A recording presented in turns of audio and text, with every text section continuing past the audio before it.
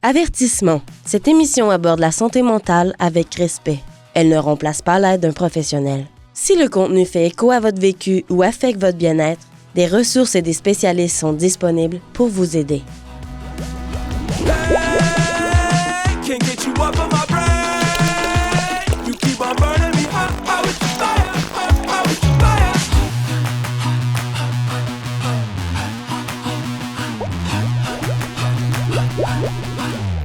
Bonjour à tous, bienvenue dans le cerveau, dans le clos. Enfin, l'idée de l'émission, c'est de nous sortir le cerveau du clos. Alors, avec nous aujourd'hui pour nous aider, pour nous éclairer, Diane Lefort, qui est directrice générale du Centre d'entraide Contact de Warwick depuis 2013, qui est diplômée en sciences sociales, en mobilisation et développement des communautés, en santé mentale et en technique d'éducation spécialisée. Bonjour Diane. Et bonjour, George Nicholson, qui, je suis un ancien animateur. Voilà. Avec toutes les émissions qu'on a faites jusqu'à maintenant, j'en arrive à saisir un peu votre univers mental, puis à comprendre vos idéaux. Parce que ce qui me frappe, c'est que vous considérez, bien que vous travaillez avec des gens qui sont amochés, qui ont de la difficulté, toxicomanie, itinérance, pauvreté, enfin désorganisation, tout ce qu'on veut. Malgré tout ça, ou peut-être à cause de ça, vous avez, j'ai l'impression, je sais pas, vous me corrigerez si vous, c'est pas ce que vous avez comme impression, que vous avez une vision de l'humain qui est à une hauteur, je dirais pas utopique, parce que ça voudrait dire que ça arrivera jamais, mais vraiment un idéal d'humanité qui est un peu renversant. Ben, fake it till you make it. Je crois qu'on devrait utiliser ça plus souvent. Il faut y croire. Les changements arrivent en croyant des choses.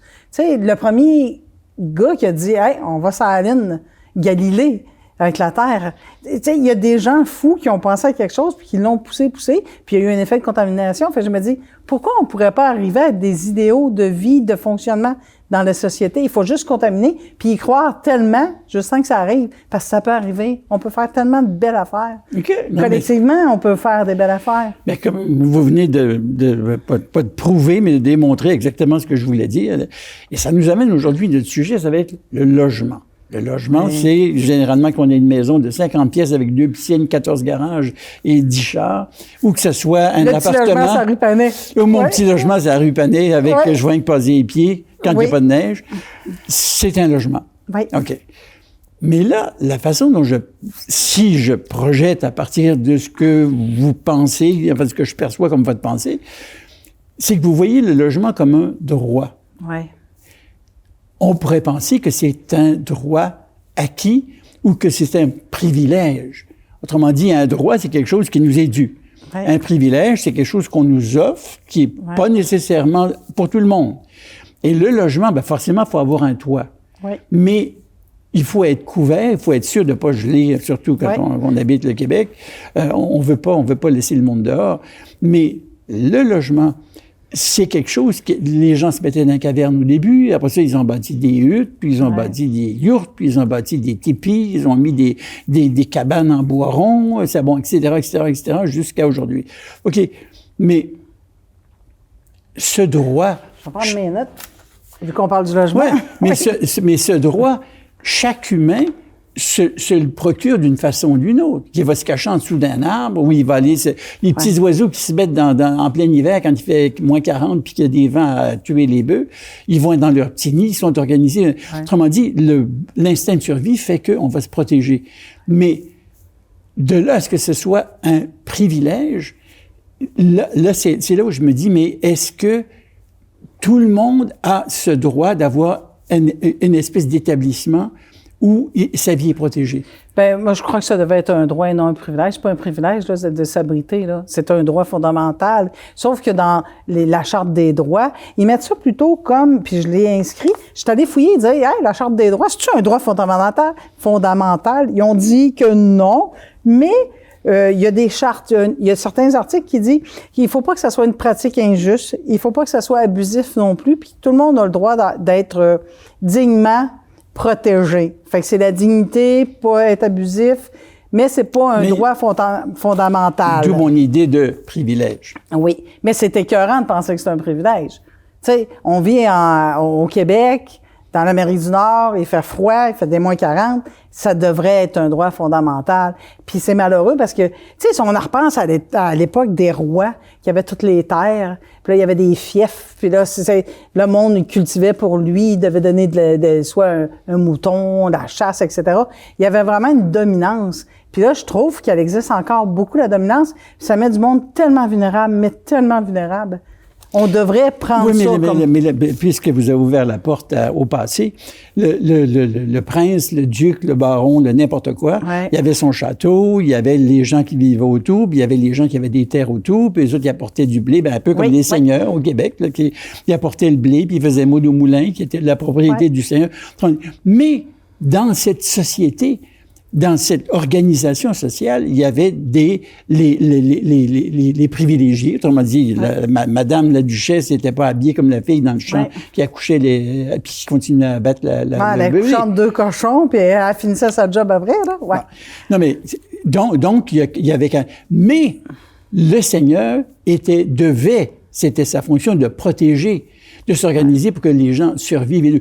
Quand il y a eu des abus invraisemblables, on est arrivé à la Révolution. Il y a eu tellement de famine, tellement d'injustices, de viols, de droits de cuissage. Oui, de cuissage, oui. Donc, c'est ça, là. Non, c'est ça. Non. Dans les règles, c'était inscrit, mais dans les faits, ça l'était pas. Oui, mais il y a toujours c'est comme quand on est en bateau. On dit notre but, c'est on roule à 140 degrés, puis on va toujours à 132, 141, puis on va à 160, puis on s'arrange pour rester sur la ligne est floue, mais c'est pas qu'elle est floue, c'est que la vie est faite de même. Ouais. Donc, là, je veux pas défendre les seigneurs, mais je veux dire, bon. Puis en même temps, ça a toujours été ma grosse question. Si tu as le pouvoir, si tu as la capacité de contrôler, de défendre, si autrement dit, tu es en position de force, puis tu peux pas utiliser ta force, ça sert à quoi d'avoir la force? Ça c'est la grande question que je pose, parce que ça reste pour moi un mystère. Ça, j'avoue, là, je suis en position de force avec mes enfants, je les dévore pas demain matin. J'en prends soin. Fait que les gens pourraient être en position de force puis prendre soin. Tu sais, un ne va pas contre l'autre. Tu peux être vraiment un leadership super fort, une puissance terrible, puis prendre soin. Reste que tu vas être lui qu'on va regarder d'en haut puis on va estimer. T'es pas obligé d'être un maltraitant pour montrer ta dominance, tu sais. Tu peux être multimilliardaire, puis donner, prendre soin des gens. On va quand même te considérer comme quelqu'un qui a réussi. Tu sais, on n'est pas obligé d'être dominé violemment pour montrer qu'il y a une strate différente des pouvoirs. OK. Oui, c'est là encore, on rejoint l'idéalisme. Oui, en moi. La vision absolue d'une société juste, saine, intelligente et aimante. Mais c'est qu'on devrait arrêter. On est d'accord. On fait de la promotion des gens qui ont beaucoup de... Maintenant, là, c'est plus des logements qui ont... C'est plus des locataires, c'est des portes. On fait la promotion. Ah, moi, j'ai 30 portes, j'ai 150 portes. C'est quoi ça? Ça, c'est tous les promoteurs immobiliers, tous les propriétaires de logements ne parlent plus d'avoir des locataires. Le nouveau terme qui est apparu, c'est des portes. C'est des gestionnaires de portes. C'est un peu écœurant. Fait qu'on ça, c'est pas... C'est courant, là, présentement, là, en 2025. Ça, on parle comme ça. Oui, je parle à des gens, à des propriétaires, puis ils disent, ah, mais moi, j'ai 30 portes, j'ai 40 portes. Ah, c'est des portes, ce n'est plus des gens. On a déshumanisé, on a tassé l'humain. C'est bien plus facile à gérer quand tu penses plus que c'est une petite famille, un petit moment, là. C'est des portes, c'est du revenu, c'est de l'argent, c'est du capital. C'est un peu écœurant, c'est aberrant que des particuliers peuvent utiliser des logements. C'est de la vie des gens, là, qu'on parle. Puis c'est ça. Puis c'est la ruée vers l'or. Les logements, présentement, c'est la ruée vers l'or. Ah oui. Tout le monde se pitche là-dedans puis se dit « Go, je bâtis, go! » Tout le monde. Moi, je connais plein de gens puis la plupart veulent soit acheter, soit bâtir parce qu'ils savent « Hey, c'est payant, c'est la ruée vers l'or. Je vais avoir des locataires, je vais louer ça à 1200, 1300. » Merde, c'est des gens. C'est la petite serveuse au Tim, c'est l'épicière, tu sais, c'est plein de gens dans ta communauté que tu vas utiliser comme des portes, des revenus. Ça m'écœure un petit peu. Puis les entreprises sont rentrées là-dedans, puis il n'y a pas de loi qui les protège. Je te dirais que en Europe, il y a des lois qui protègent. Il y a beaucoup Des entreprises comme... Ben, tu prends des grosses entreprises, là, vraiment grosses entreprises, qui ont une pénurie de main-d'œuvre, ils font venir de la main-d'œuvre, créent du logement. Donc, sont employeurs et propriétaires. Mais tu es doublement pris. Si tu rentres pas travailler un matin, Ben, t'es son locataire. Vous voulez dire, les grosses entreprises ont des logements. Oui. OK. Donc, ils logent les employés. Donc, c'est pas clair, ça. Si tu payes pas ton loyer, est-ce qu'il le retient sur ta paye? Est-ce qu'il peut faire pression à job? Comment ça marche? C'est moche. C'est rendu là, puis c'est accepté. Puis on n'a pas de loi au Québec vraiment pour régir ça. OK, ça, c'est la problématique actuelle. Une des problématiques. OK. Mais là, revenons un peu. Oui. Normalement, on a toujours dit que les Québécois étaient locataires parce qu'ils n'avaient pas les moyens d'être propriétaires. Oui. Puis il y avait toujours le folklore qui voulait que le 1er mai, tout le monde déménageait. Même si c'était à Trois-Rues, c'était la joke. Il y en avait partout, des camions de déménagement. J'ai déménagé dans ma vie, moi, à Montréal. C'était le 1er juillet, tout le monde déménageait. Hier, c'est la folie. Ça a été ça pendant des années. Puis à un moment donné, là, la richesse ou un accès à... Là, il y a eu les bungalows dans les années 60-70. Tout le monde achetait son petit bungalow, là, dans les... Sa propriété, sa propriété. Ça a commencé là. Et là, après ça s'est étendu et bon. Mais passer de locataire à propriétaire, à se retrouver en crise de logement, qu'est-ce qui s'est passé parce qu'il y a une richesse encore actuellement, parlons du Québec, puis on est au Québec, les gens sont quand même pas pauvres à ce stade-ci. Qu'est-ce qui fait que c'est... Il y a eu une inflation terrible. Après la COVID, l'inflation est montée. L'inflation de 35% au niveau des logements. Des maisons, de tout. Pour acheter une maison, tu peux plus acheter une maison.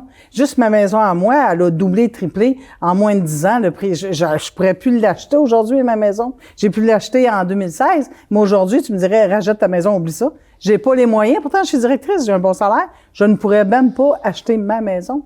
C'est rendu fou, là. Il y a eu de l'inflation, il y a eu une bulle spéculative. Tout le monde a fait péter la bulle par en haut. C'est génial pour ceux qui investissent, mais c'est terrible pour ceux qui veulent se loger. Ça n'a plus de bon sens.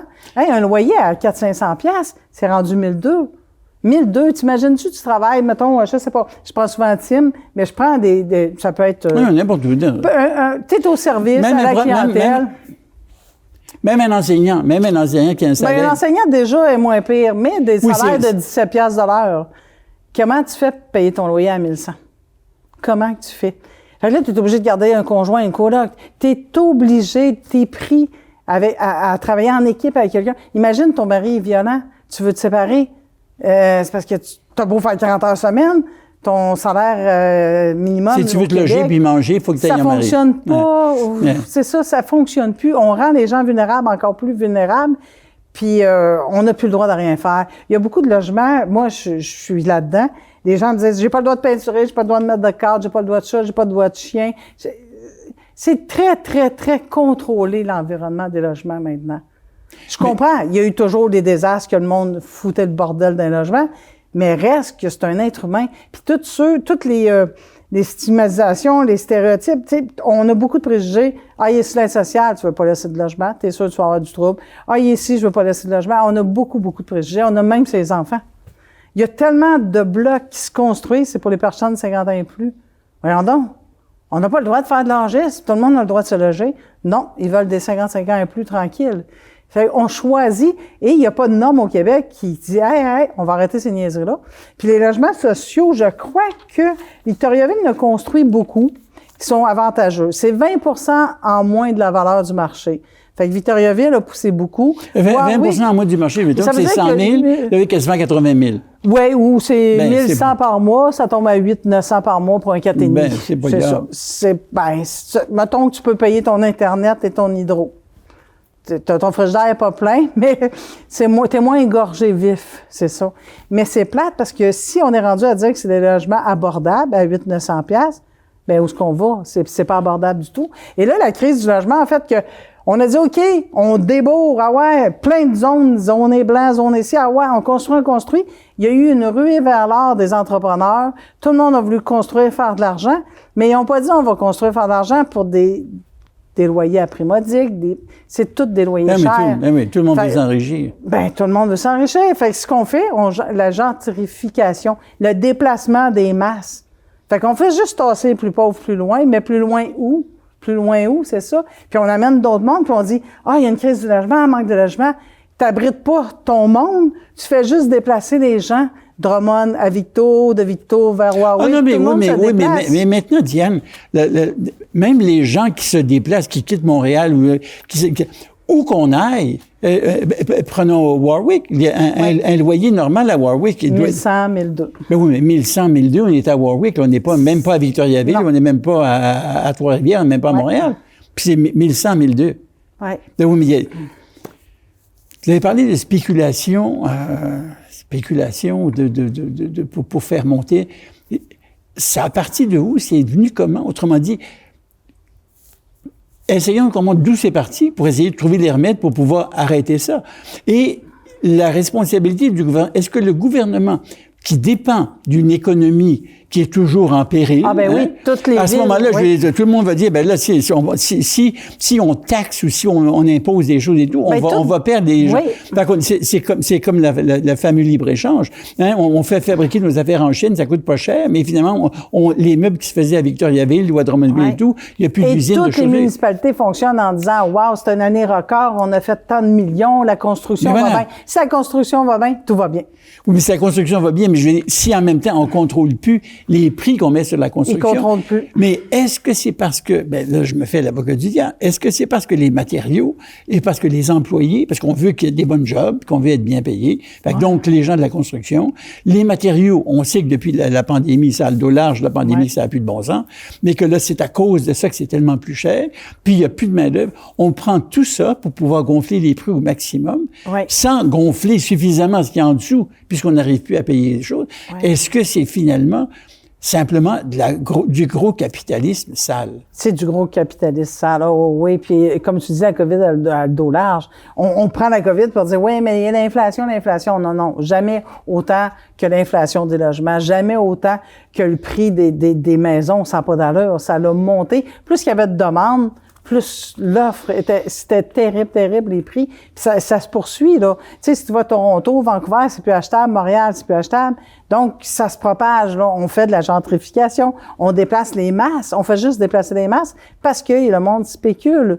Puis on se retrouve avec les gens qui sont tous, dans le fond, notre tissu social, on a besoin des gens, toutes les strates de travail, de catégories, d'argent, doit apporter quelque chose à la société. Moi, j'ai besoin de pouvoir aller au dépanneur, d'aller au café, d'aller au resto, d'aller partout. Tous ces gens-là qui rendent ma journée merveilleuse, ils doivent se loger. Fait que je me dis, merde, on les accule. Vraiment, 1100 ton loyer, 1200, ça n'a pas de bon sens. Ça n'a pas de bon sens. Moi, je travaille dans un centre d'entraide, fait que c'est sûr qu'on est dans la défense des droits, puis qu'on voit beaucoup de monde qui fait « j'arrive plus ». Les banques alimentaires explosent de demandes avec des gens qui travaillent. Les loyers égorgent tout le monde présentement, mais personne ne fait rien.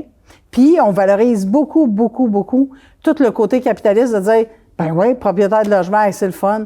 Combien de propriétaires de logements j'ai rencontrés? C'est du bon monde, mais ils veulent tout rénover parce qu'ils savent qu'en rénovant, ils vont pouvoir aller chercher un gain de 300-400$ de plus par mois. Mais ils rénoveront jamais pour ce montant-là.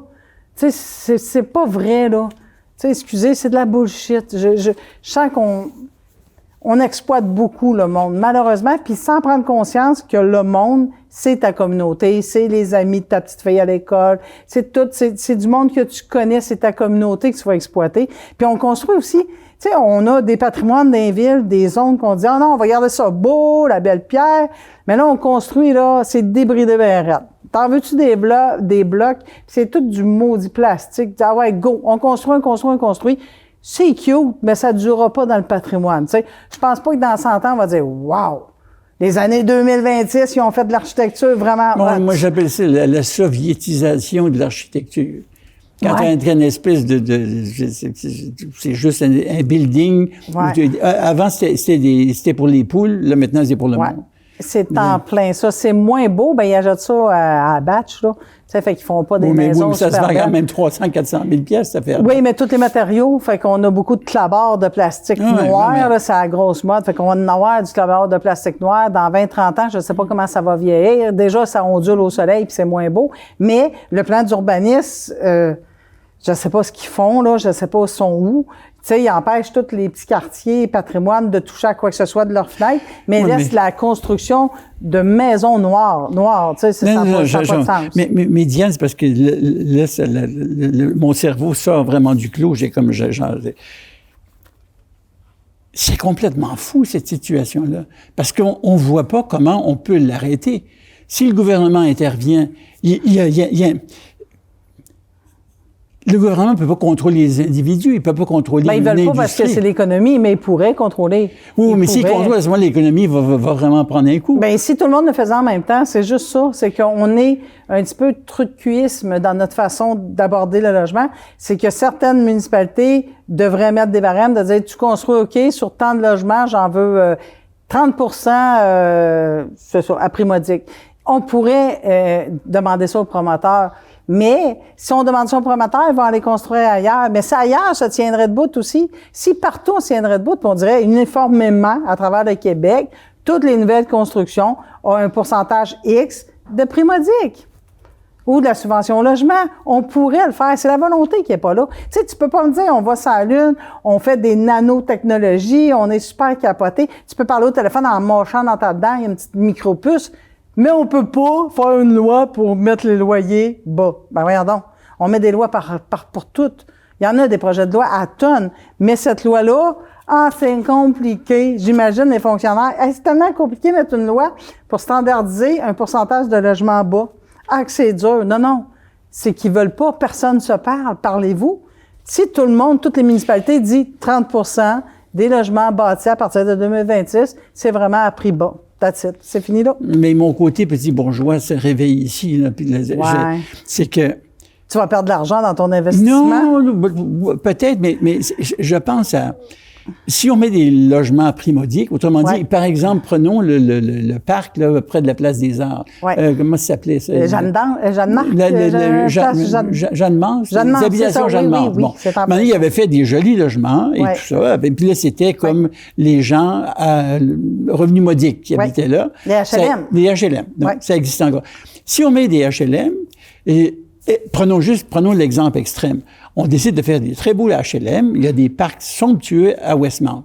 Ils vont-ils prendre des HLM et les mettre à Westmount? Moi, je voudrais pas des HLM. Je voudrais que dans le développement... Mettons non, il y a plusieurs logements à prix moins cher. Non. Moi, je parle de l'idée qu'on isole le HLM. Non, là, c'est des ghettos. Oui, c'est juste la merde. Mais à ce moment-là, on rejoint votre côté idéaliste absolu, où tout le monde s'aime, tout le monde comprend, puis tout le monde est intelligent, puis tout le monde s'accepte. Là, si je fais une tour, mettons, il y a des tours, ils vendent des appartements à 1 million. Ça coûte 1 million, puis t'as un petit stationnement de rien, puis t'as 700 pieds carrés là-dessus. Puis ça coûte 1,2 million. Puis là-dedans, on met des logements sociaux. On en met 4-5 à travers la gang. Oui, mais là, moi, j'imagine ma madame avec ça.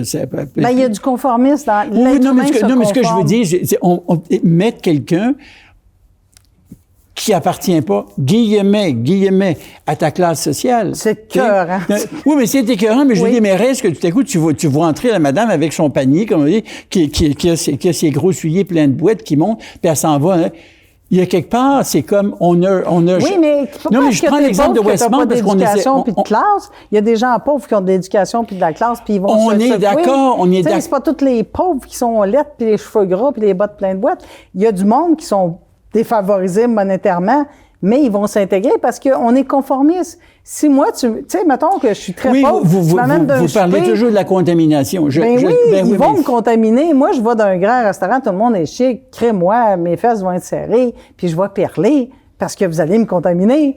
Tu sais, c'est ça, la contamination. J'irai pas là. Lâchez lousse. Je sais que j'ai une réception de gens chics.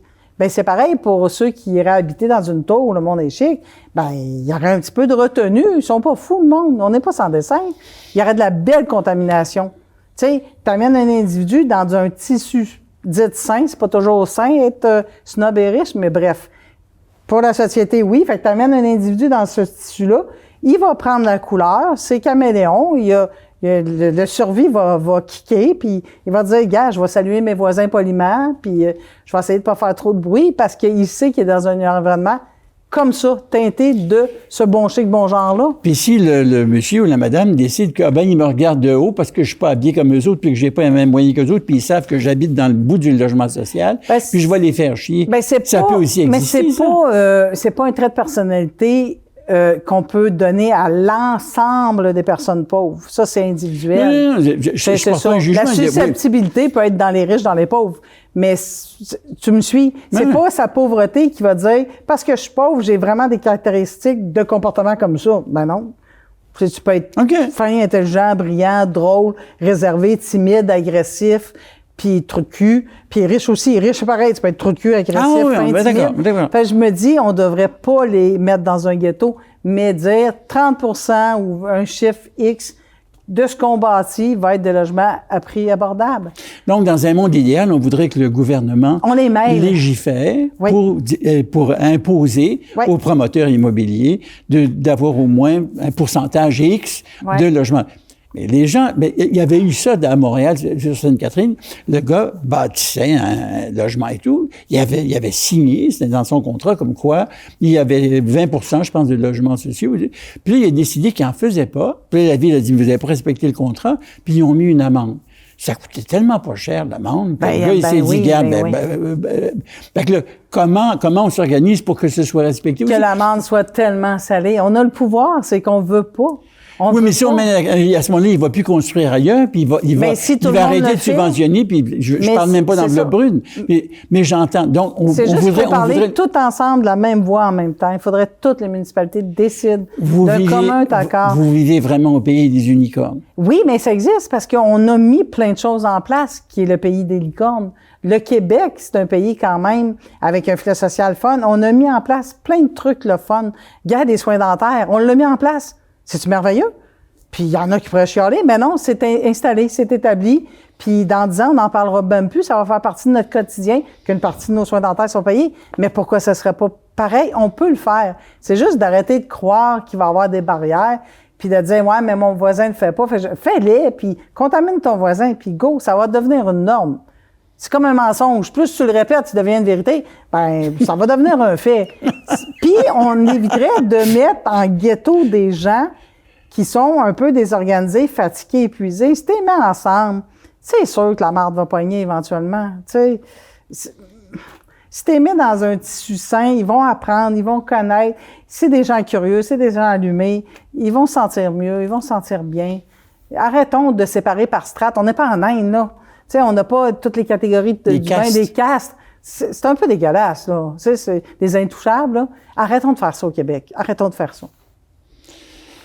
Ben, Diane Lefort, continuez à rêver. C'est sans doute inspirant. J'espère que vous arrivez à la suivre puis à comprendre. Ben, j'espère que je vous contamine et que je contamine tout le monde. Ben, j'avoue que je vous trouve déstabilisante. C'est le fun. C'est merveilleux, mais c'est comme... Pourtant, je me pense quelqu'un d'intelligent, j'espère. Et puis là, vous me prenez le pommier puis vous me brassez ça comme ça. Je trouve ça assez intéressant, Diane Lefort. Merci beaucoup. Ça fait un plaisir. À la semaine prochaine.